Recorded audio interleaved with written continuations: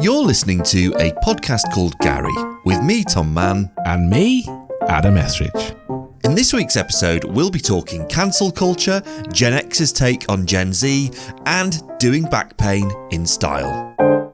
So how's your week been? My week's been quite, not great, because I've had back pain caused by running, and I haven't run for a little while, and I basically just did my back in somehow.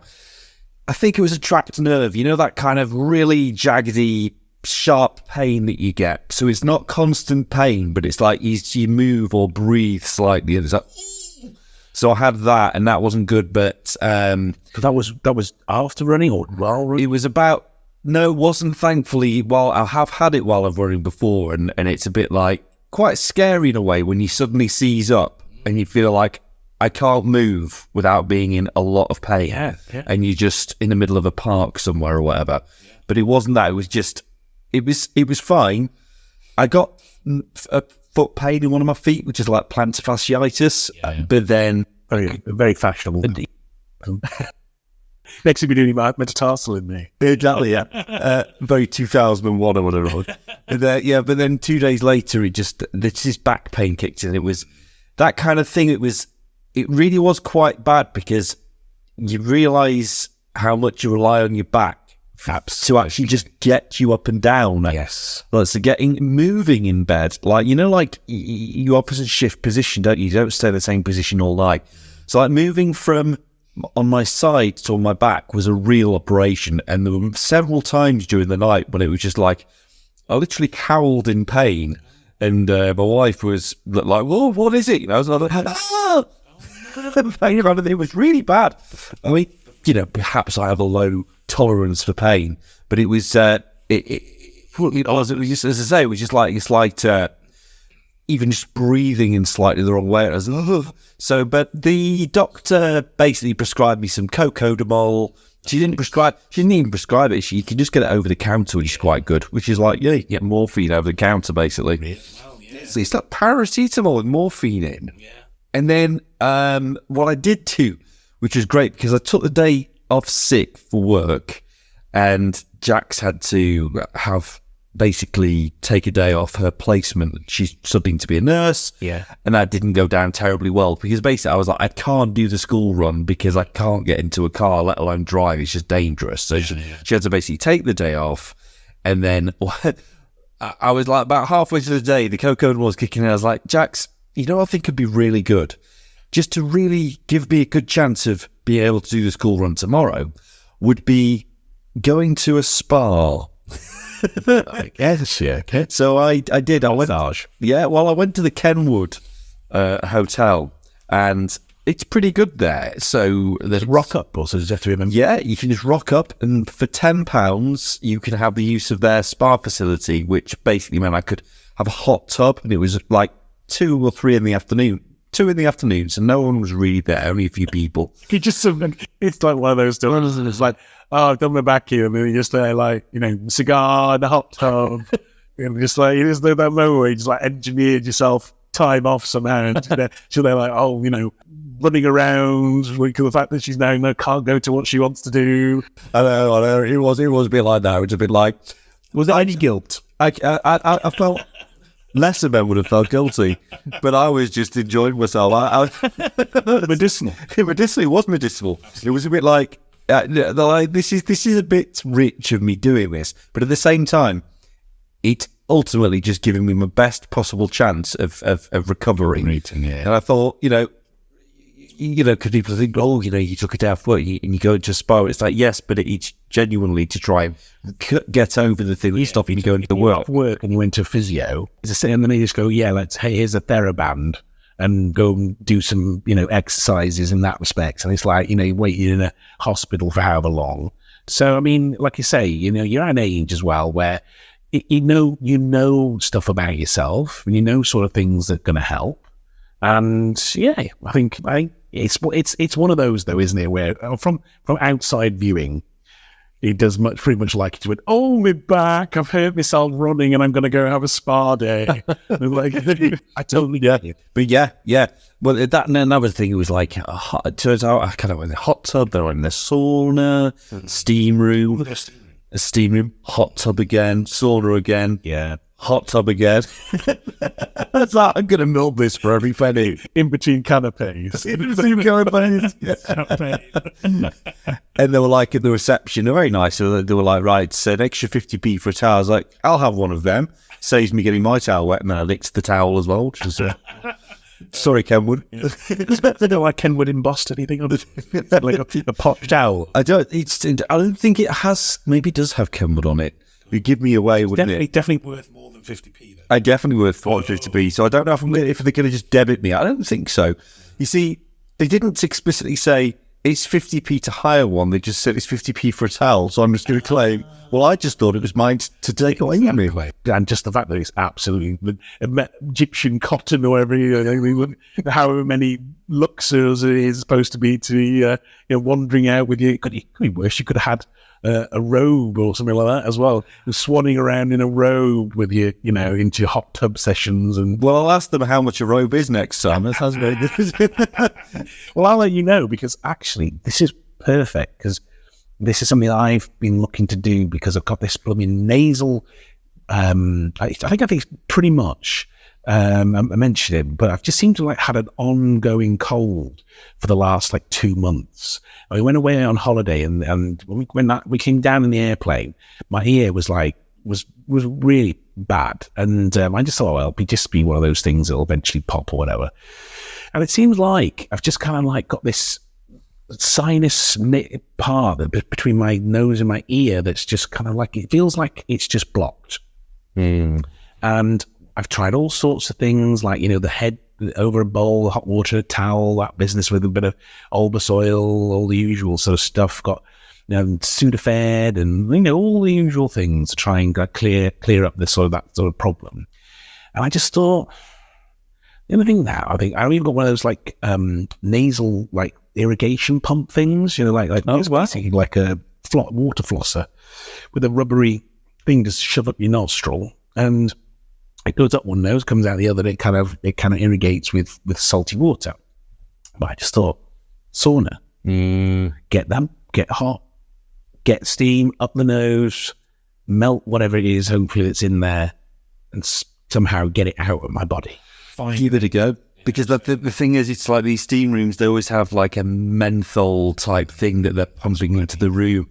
And this one definitely did. So I would give that a go. It might just be that Kenwood. Yes. It's where Stephen Hendry used to stay when he was playing snooker in Sheffield.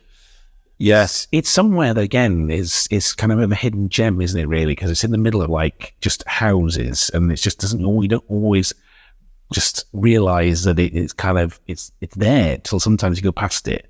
But, I will definitely be taking. So what other things did you enjoy while you were there then? Well, I don't know if I could have got into the gym, but I didn't. But it was the thing about the place is very nice, because it's nice grounds and setting as you go in. So it was like a very nice kind of wintry day as well.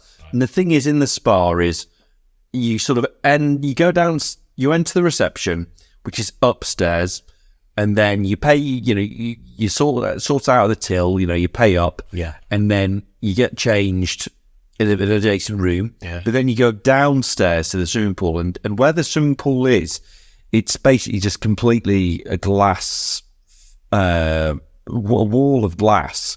So you're just seeing out onto the nice grounds of the Kenwood.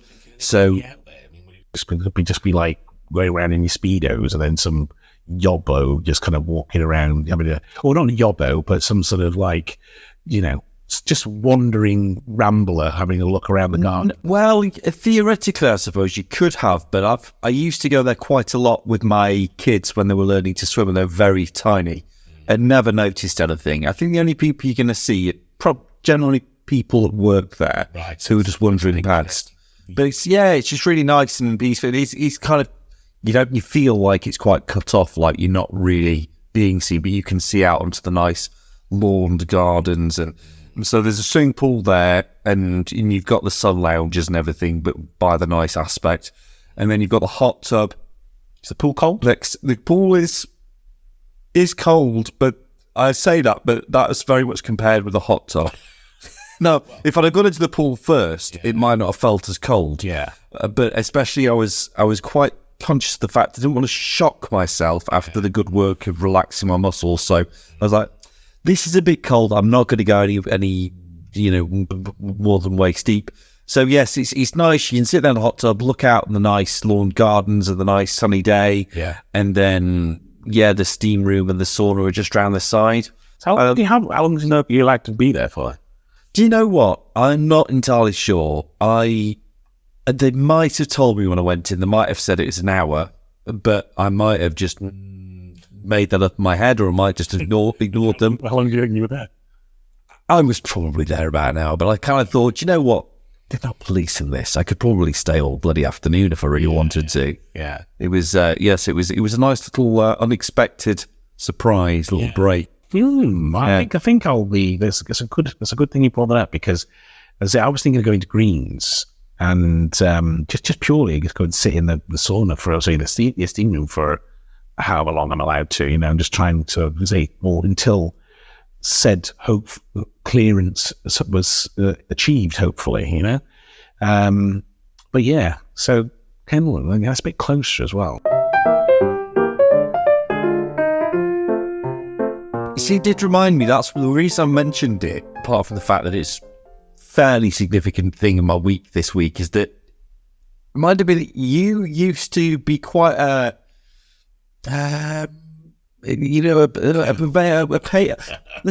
patron of the masseur. Not in a sleazy way, but you used to be, way back before you got married and stuff, you did have massages and stuff, didn't you? I did. I got to a point where I was like, I thought, well, what's the problem in pampering myself? As I say, and I used to, again, being big fat bastard, I do suffer from back-related issues, and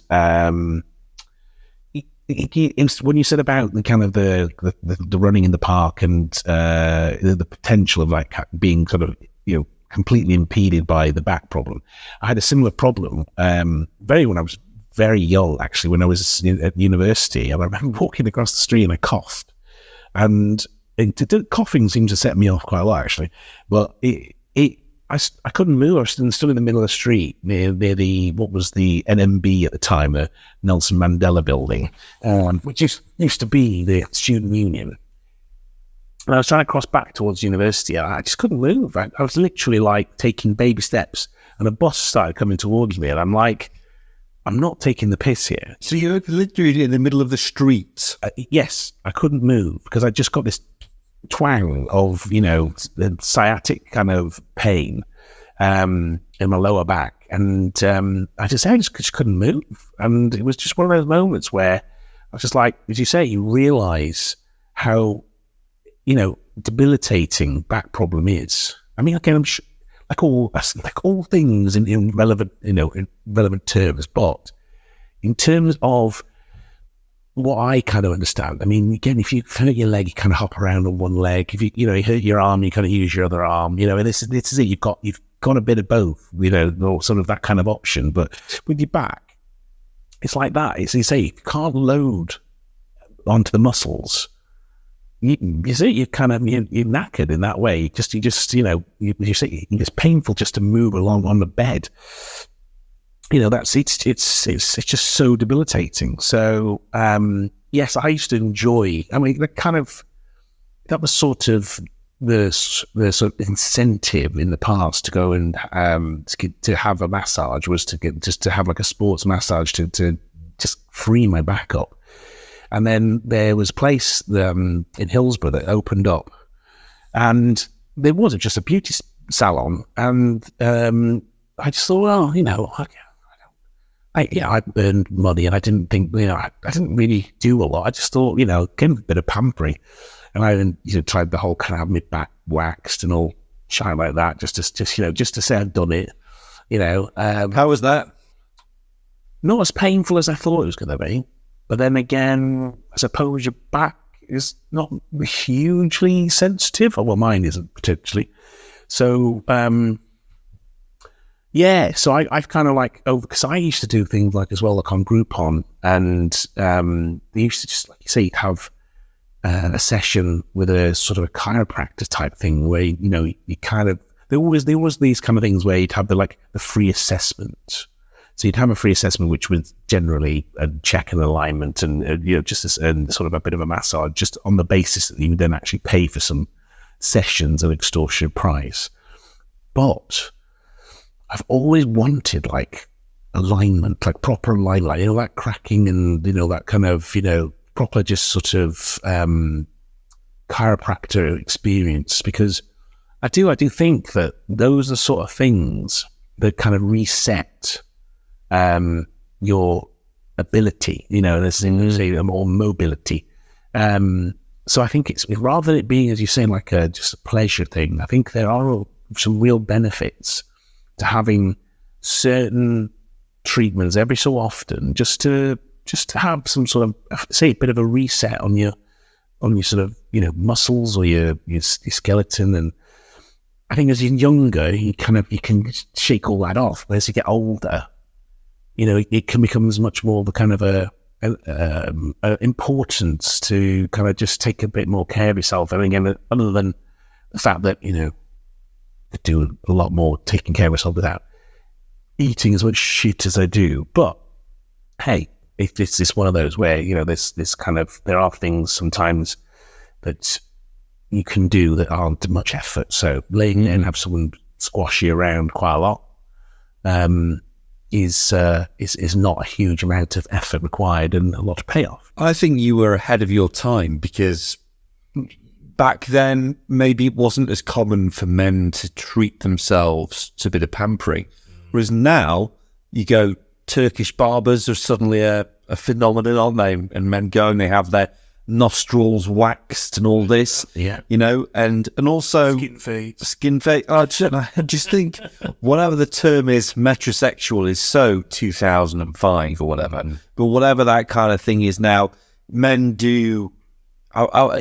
People, I think of people, you know, the only way is Essex Towie and people like men like that. Yeah, there's much more of a propensity for, you know, it's like even gay men, you know, straight men, just young men to have to fake tan, to have their eyebrows done. Yeah, I think of Rylan off Radio 2 and Towie, yeah, as an example of that. Now I think he's gay, but he's just very typical of 2023 with the sort of the very coiffured.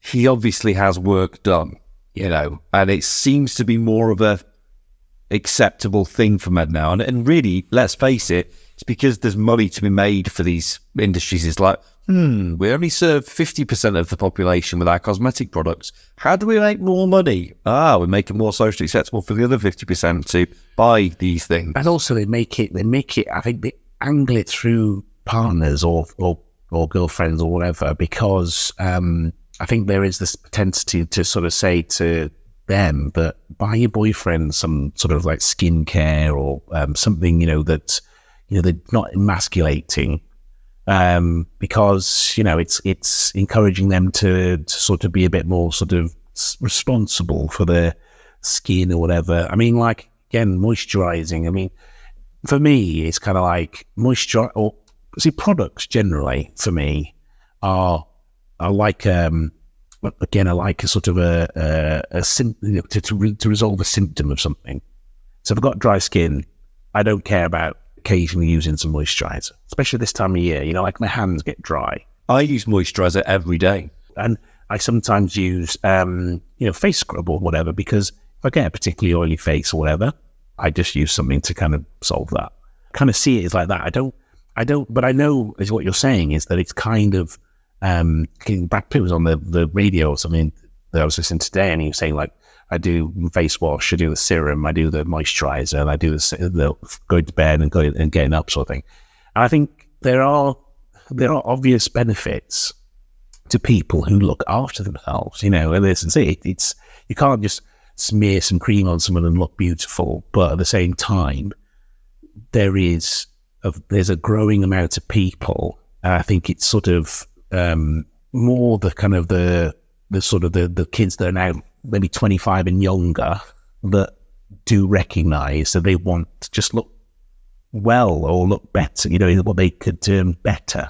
Well, that's a very generational thing as well, isn't it? It's the whole, don't know what the movement is called, but it's basically it's like a health movement, isn't it? With the young, we've got one of our best friends, his son, he's a good example of that. He works out, he's really fit. It's not perceived quite in the way that it was when we were, we were all, let's go piss, let's go down the pub, abuse our bodies. That's what cool people. Nowadays, it's like, well, that's just stupid. Exactly. I suppose the sort of the new drug in a way for a lot of kids these days is like fitness. Yeah.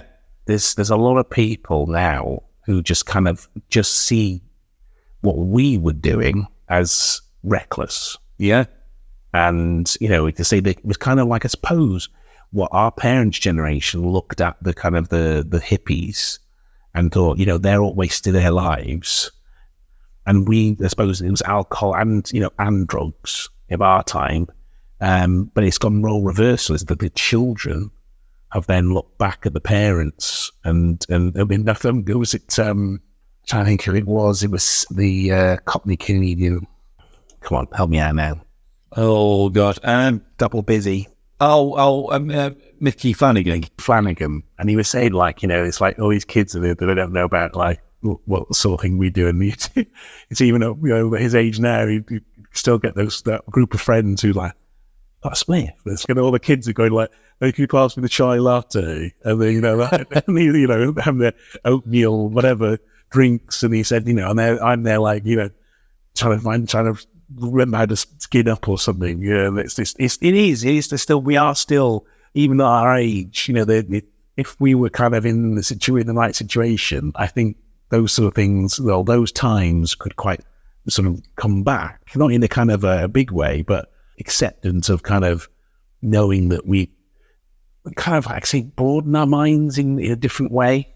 Yeah. And it's not about sort of being kind of acceptance that drugs are fine, but it's more a case of it's kind of an experience of something. Okay, yes, there was some disadvantages to excessively having things, like anything.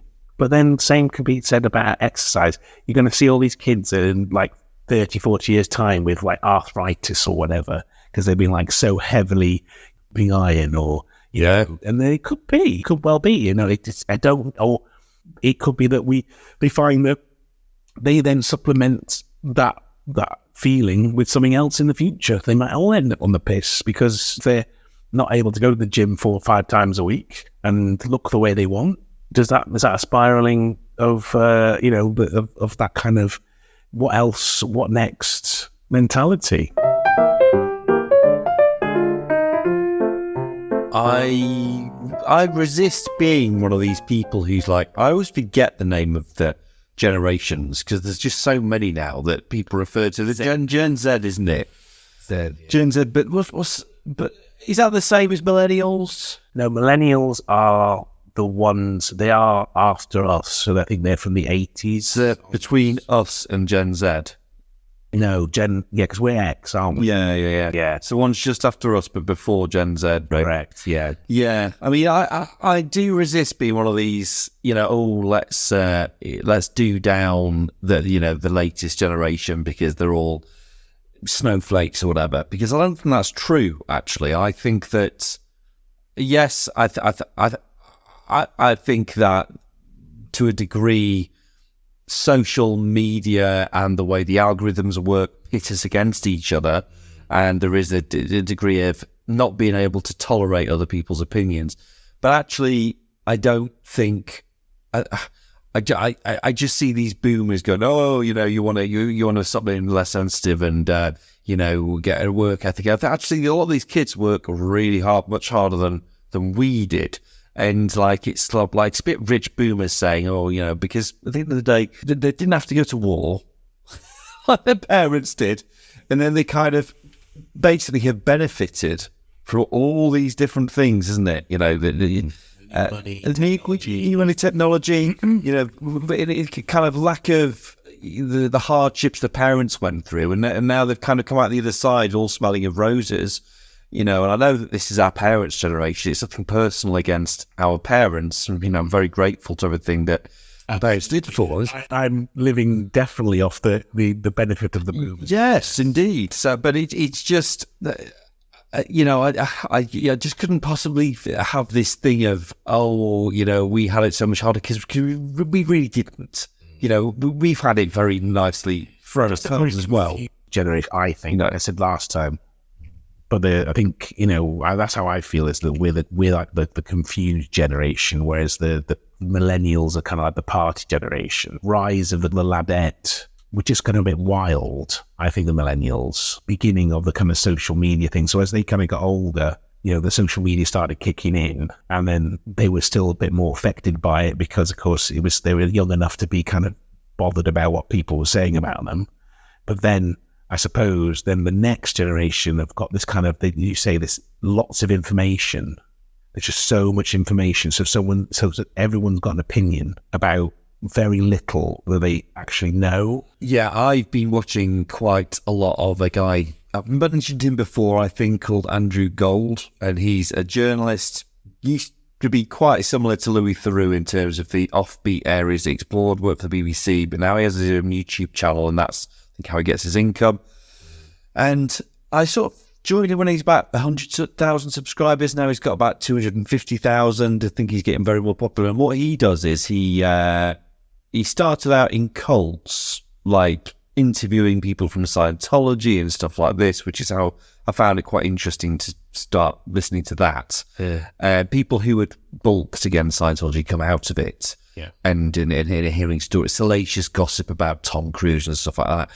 Now he's got a new channel called Heretics, and this is actually people who basically sort of don't have very popular opinions and have kind of been cancelled. Yeah. So he gives them a platform, but it's not right wing, it's not left wing. This guy, Andrew Gold, he tries to be very balanced. Actually, he deliberately doesn't pick a side. Yeah. Which I think is very refreshing nowadays.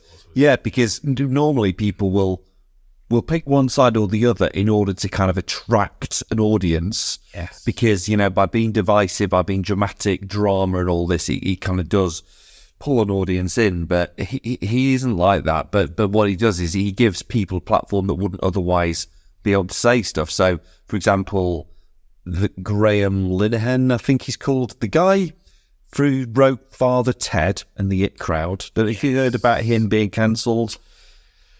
What did he say? He says because did he get involved in that Doctor Who and stuff? Was he involved in that? I don't know if he got involved in the writing of Doctor Who. He may well have done, because, as I say, he's a very successful comedy writer. Yeah. And as I say, he was one of the creators of Father Ted. Yeah. If you remember the Alan Partridge episode where he meets the two Irishmen, and he goes, "Sunday, bloody Sunday." He's one of those. He's the one with dark hair. Yes. So him. In fact, both of those, I think, wrote Father Ted, with zero comedy duo writes. But during the crowd. But what he's done is he basically has taken. He's not anti-trans. That's not his point. But what he's trying to say is he is standing up and saying there is a biological difference between men and women. Yeah. And I will not accept that you could just identify as anything you want. Yeah. That's basically the position he's taking. Yeah. Which 5 years ago, maybe even 3 years ago, would not have been a controversial thing to say. Yeah. But he has been absolutely pilloried and cancelled, and people protest against him and all this. Yeah. Like it's had a real impact on this guy's career. And actually, it wasn't. He wasn't even particularly vocal about it to begin with. Or the reason they first picked him up on it was he didn't realise that there are people out there who monitor what people like on tweets. So he simply liked a fairly, what he felt, nondescript statement which was about kind of, looking after, because he's got a daughter, and all this. Yeah. And looking out for them, and making sure that that women's rights were protected. And at the end of the day, all he's saying is, he is it's his whole kind of turf thing. You know, the J.K. Rowling has also experienced this as well. Yeah. It is kind of like his point is, right, and I know this is quite a controversial topic, but I'm just trying to explain what his point is that, you know, women have traditionally fought this battle for equality. They've always kind of had their voices silenced a lot of the time throughout history. Yeah. And now they're kind of being silenced again because they're saying, well, there's no such thing as a biological woman, you know, and all those struggles that you had, don't worry, because we can just say that we're women and we are women. And it's negating all that struggle and that kind of their rights effectively. Yeah. But anyhow, the reason I got onto that was because it was one of his guests, it wasn't even him, but he was saying there is nothing wrong with saying, I don't know. But people nowadays have this very, this thing where everybody feels like they need to be an expert on everything because, as you say, the knowledge is out there. So it's like, you know, information. Whether it's distinction and whether it's correct information or not. But you know, whenever the hot topic is of the day, everybody has an opinion now. Yes, and it is refreshing when people say, actually, I don't know enough about the situation in Gaza to make an educated opinion either way. Exactly. You know, so I think I'll just stay silent on that one. Into it, or yes. But, you know, and that's the thing. People always seem to have to take a side now. Yeah. It's not just, I'll just hold my powder on this because it's a sensitive topic and I don't know enough about it. Yeah. See, I think a lot of the social media algorithms, as you say, are set against us in the fact that it's like tabloid news. So it's turning someone going, let's write a headline that catches the eye or shocks or encourages someone to start reading, you know, what we're doing. And I think that's the same, is that it's turning a video that into a video form and then pushing that in front of you to sort of invoke some sort of response. And that's how I think the algorithms work, is in that if you even like look at something for a certain amount of time, you know, the ratios and all this get ramped up or whatever it is, and you might even just be watching something because you think this is absurd, and it then starts sending you more things. What we lack in society, especially in the sort of the younger generation, is to question the information that you're being provided. And it's like religion and all this. It's like the new religion in the fact that it's kind of indoctrinating people to act a certain way. And religion was obviously mainly born out of compliance to make people do what they want them to do. And then it was educate them. But if you educate a mass of people in a certain way, it's indoctrination. You're telling them what to think. And it's those who then don't go, doesn't sit well with me. So anything that you listen to or experience should and can always be questioned. So you sit around and say, I believe X, Y, and Z, and I go, well, I don't really agree with that, because they believe the cause that they are having is just and you know, needs to be so vigorously fought for that it's like you're standing in the way of progress. You're a bigot, or you're a dinosaur, or whatever it is you don't understand. And I've seen lots of these things where people have had sort of counter arguments just in the simple premise of just question what is you're saying. If you said to someone that they believe in something, like, say, take religion is quite an easy thing, and you turn around and say, well, what's your evidence or what's your reason for thinking that? If someone can't then just give you a position of because of X, Y, and Z, you either decide to disagree and that's it, so that's the end of the situation, or have your opinion, both of you are open to have your opinion changed by the other person or multiple people.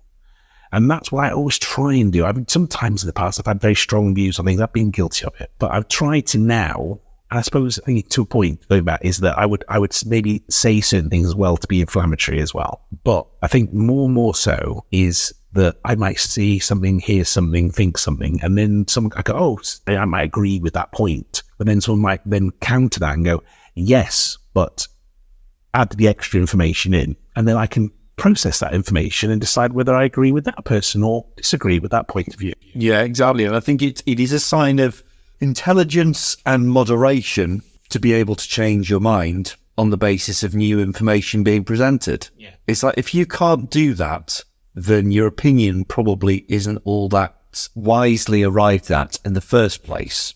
You know, and that was another thing in this interview that I was watching, was this chap who's a philosopher, really, for want of a better word, but he was saying he's doing his PhD on why people change their minds. And so he's taking two people of opposing views, and he was saying, right, I want you to both write down your best reason for why you believe what you believe, and then tell me one thing that if the person with the opposing view was to tell you would move you towards changing your mind. Right. And the other question he asked them is basically, can you understand their argument for why they believe what they believe, even though you don't believe it? Yeah. And what he said was quite depressing, was that so many people couldn't, because it was just dogma. It wasn't, you know what I mean? It wasn't an opinion that they thought about. And if you start asking a further question, it just completely breaks down. Yeah. And that's the problem. Well, like, I remember Alex when he was trained to be a solicitor, and he was saying that, again, you know, part of their training is to argue for a case you don't agree with. And so they give them a topic, and then they put their case together and all that, and they say, right, now argue against your own case. And but it opens your own mind to your vision of something, and that's the exercise it's helping you to actually think, actually, if someone was to say this, how would I change my argument? Or how would I, you know, and it's not necessarily just driven about having the best argument and the most winning argument. I mean, obviously that's what they want to do as a solicitor. They want to be able to win the argument. But at the same time, in a sort of a lesser situation, as a normal human being, we should be able to kind of take that on, and even if we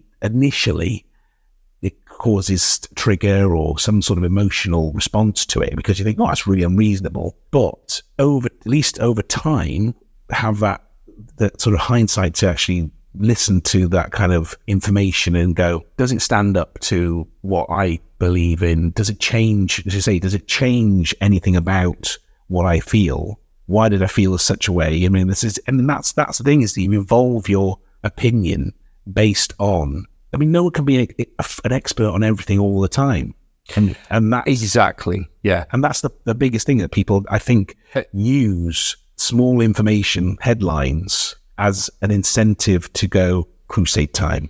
I heard someone say something, that must be it, you know, and actually, if something's presented to you in such a way, then it's the people that don't then question beyond that are the frightening audience. Yeah, exactly. Because our identity as people is, to a degree, based on the fact that we're pretty confident in our assertions in terms of what we believe. Whether we actually express them or not is a different question. But, you know, I feel like I'm right on lots of things. But of course, how can I be the one human being that's right about everything?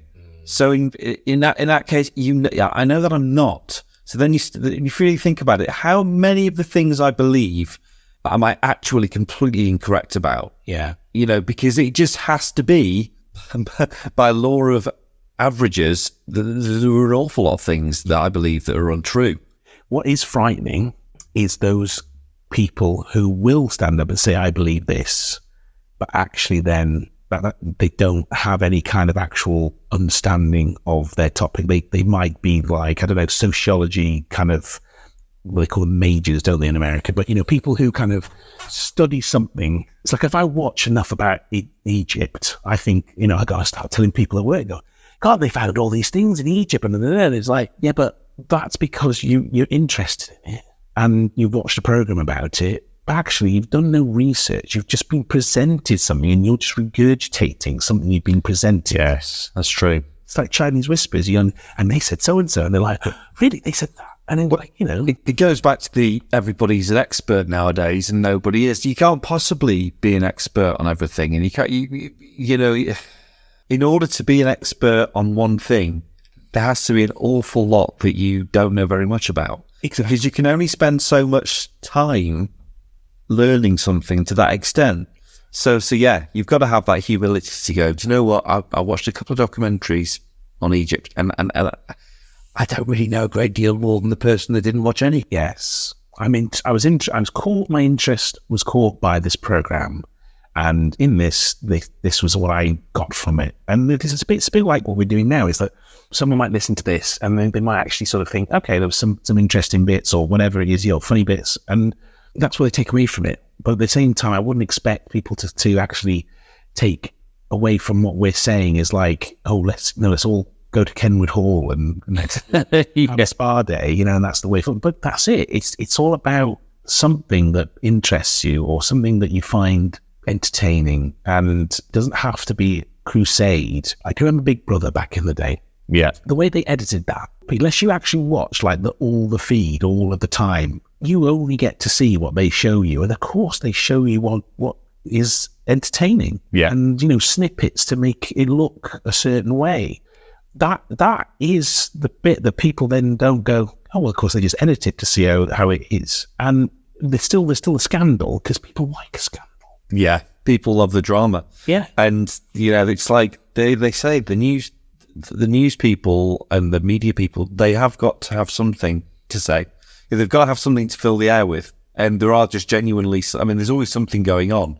But what was that quote? I saw probably just a Facebook meme, to be honest with you. It's nothing profound, but it's like, I used to get concerned by the news until I realised it was just another TV show. Because it is to a degree, it is, no matter how lofty and noble journalists might get, a lot of the time it's just to sell soap. Yeah.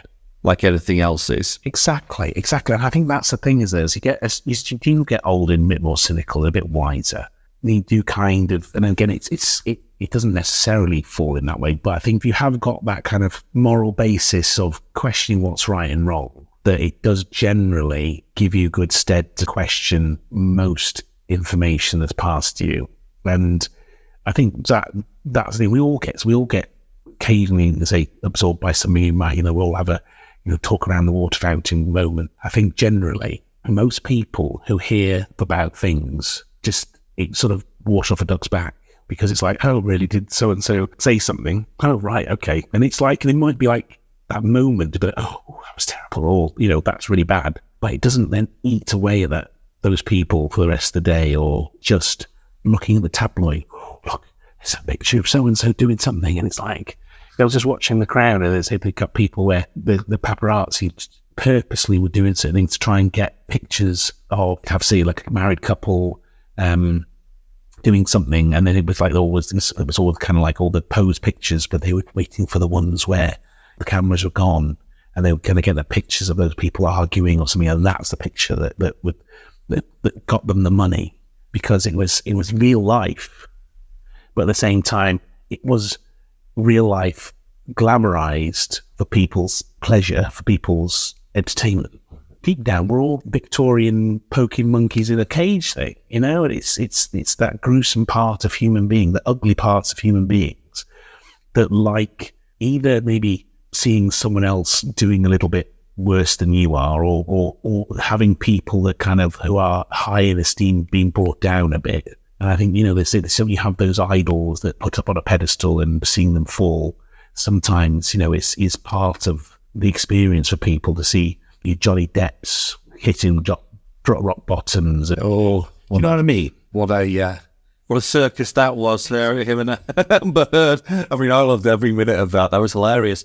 But I knew that it was pure salaciousness. It was like a guilty pleasure because it was like, this is just so trash. Yeah. You know, the whole media circus around it. Forget about those two individuals, but it was more a judgment on us. Yes. Is the way that everyone was coming to us. Lapping it up. Yeah, lapping it up, you know, and there was all those, you know, that I stood on a bee.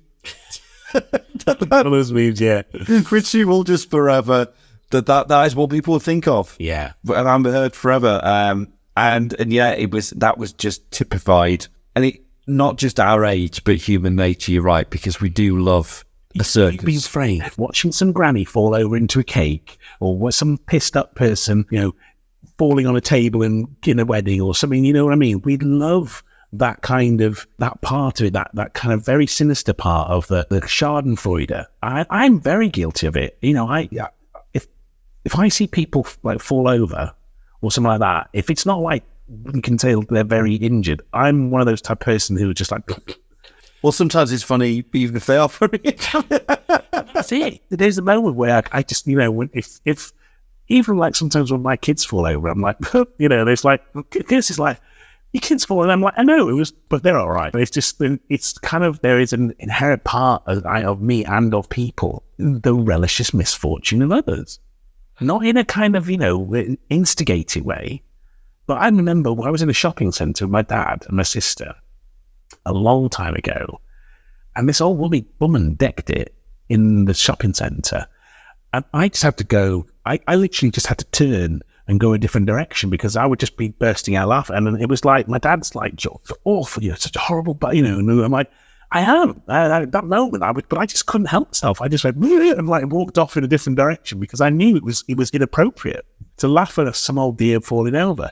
I think now I probably would have been a bit more like my dad, but it's that there is that still that part of me that could, and then actually social morality kicks in, you know, where... But that's why slapstick comedy works, isn't it? Because we just naturally find pratfalls and things like that funny. Yeah. We just do. I don't know, but it's just a part of us thinking, you know, I'm glad that's not me. That's great. It's just one of my favourites that just keeps popping up every now and then because as you know, a big Partridge fan is when he's about to have that James Bond marathon and Lynn falls with a Sunny Delight that she's brought out into and then just spills it all over his VHS tape. Lynn, you! And then the bloke that she's going out with standing up, you know, and he's like, "Shouldn't worry about it." And she's like, "Are they repairable?" And he's like, "I'll just check." He just shakes them a bit, and the orange juice is like, "Yeah, they're ruined." And on that bombshell, I think we need to end it for tonight.